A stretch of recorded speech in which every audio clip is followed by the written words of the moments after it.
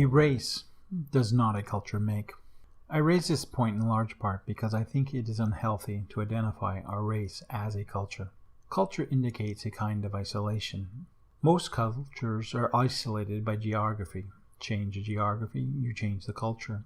Currently, with the advent of the internet, we are becoming a culture defined by ideas and values. The deaf culture is a real culture because language is a primary vehicle of culture.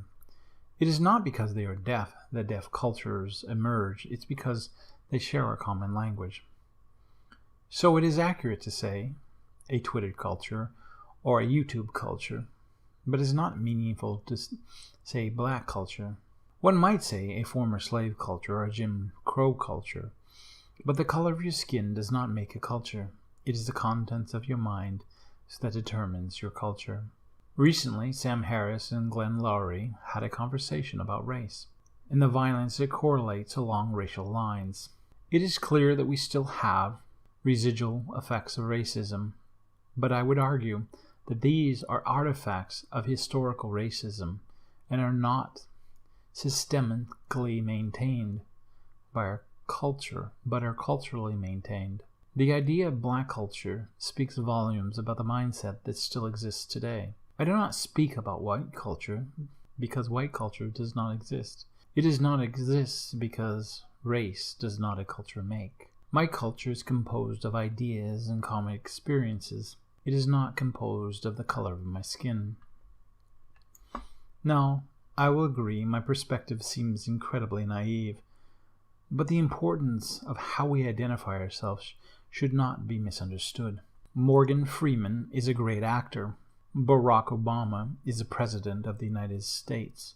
Neil deGrasse Tyson is an amazing astrophysicist. And Tiger Woods is the greatest golf player that has ever played the game of golf. I am talking about North American icons. They are a part of my culture. They are a part of our culture. They are a part of your culture. As an American, I resent the idea of black culture and the segregationist attitudes that it embodies, because it wants to steal my culture. It wants to weaken our culture by dividing culture by race. Now, if you listen to the podcast with Sam Harris and Glenn Loury, you will make the realization that both Sam Harris and Glenn refer to the issues of violence within the conceptual framework of black culture. Because unfortunately, there is a real black culture that is composed of values and language. Most members of black culture are black, but not all black people are members of the black culture. Brandy, not a real name, is a highly educated African woman who stopped dating black men because of American culture, American black culture. She identifies with and wants to be a part of American culture, but not the American black culture. A colleague of mine of Asian descent had a grandmother who didn't want to teach Japanese to her grandchildren because she wanted them to identify as American and to be a part of the American culture. This is a part of a classic assimilation attitude. In the Netherlands, immigrants are strongly encouraged into free language classes even if they speak English as a part of assimilation. In the American black culture, assimilation is actively discouraged with statements like, "What are you doing? Trying to act white?"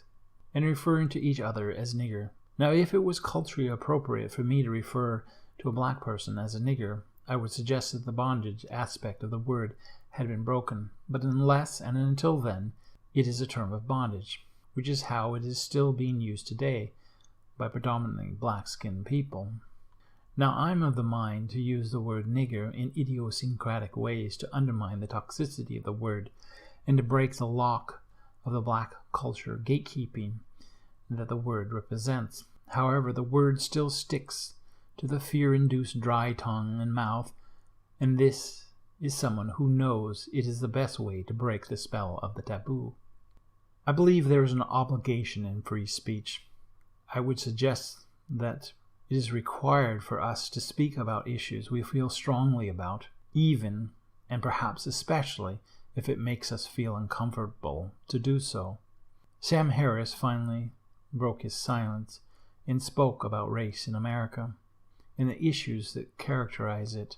Racism affects us all, and no one should feel intimidated into silence. It may feel wrong to use terms like black and white and black culture. I don't think of myself as white, and I don't want to be forced into calling people black as if this is a substantial part of their identity. Harris struggles in his introduction as he imagines his Twitter feed breaking with accusations of racism because white people aren't supposed to talk about race.